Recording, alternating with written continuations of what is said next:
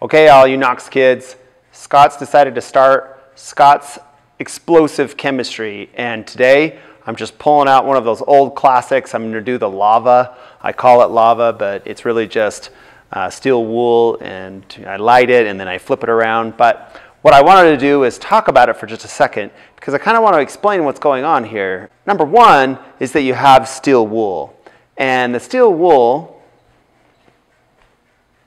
okay, I got it. So steel wool is really just iron, and iron is strung out in these long little threads, and so it has a lot of surface area. And all that surface area is actually accessing all of the oxygen that's in the air.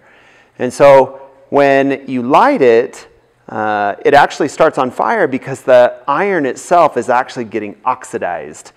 And oxidation is just kind of like rust. The oxygen from the air is attaching itself to the iron itself, and it creates an iron oxide, and so and it creates this little tiny reaction. And it is kind of small, but when you put it into this big, fluffy, lots of surface area and lots of iron ball, then it creates more of a bigger reaction. And so then there's another thing that's going on. Inside of the cage, you have lots of holes, and the holes are just streaming in oxygen. As you're flipping it around, you're getting oxygen coming right into the steel wool. And let me put that in there. And this oxygen hitting the steel wool is feeding that reaction, and so the reaction is going faster and hotter. That is what makes this really, really interesting, cool, flaming, almost lava-like thing. Then what's happening is you'll see little bits that flip off, and that's because the oxidation and the reaction is cutting off little bits of the steel wool, and those little bits are flipping off and continuing to burn for a few seconds. This is a fairly safe reaction. If you would like to try to do this at home, I would definitely make sure that you are supervised by an adult, and that adult understands what you're doing and just ensures that the flame that you're flipping around is actually in an area that will be safe. Okay, so here's some of the things you're going to need. Some wire, some steel wool, preferably grade pound 0000, some rope, and a lighter.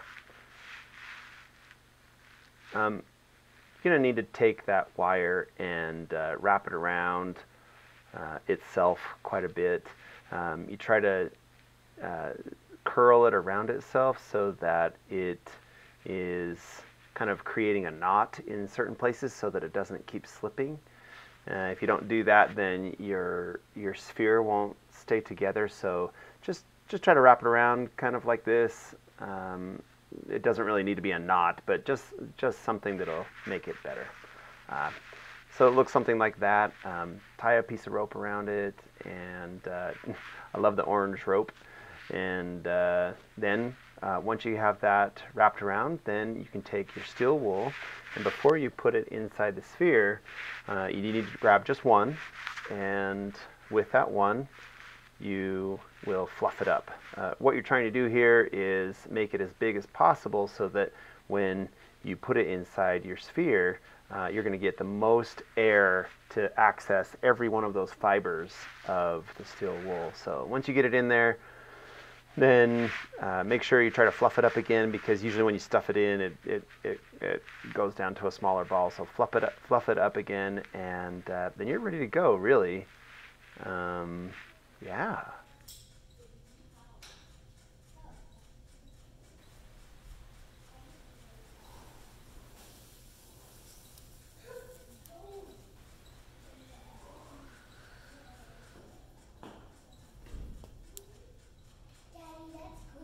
So try this, super fun to do, and I'm excited about next week.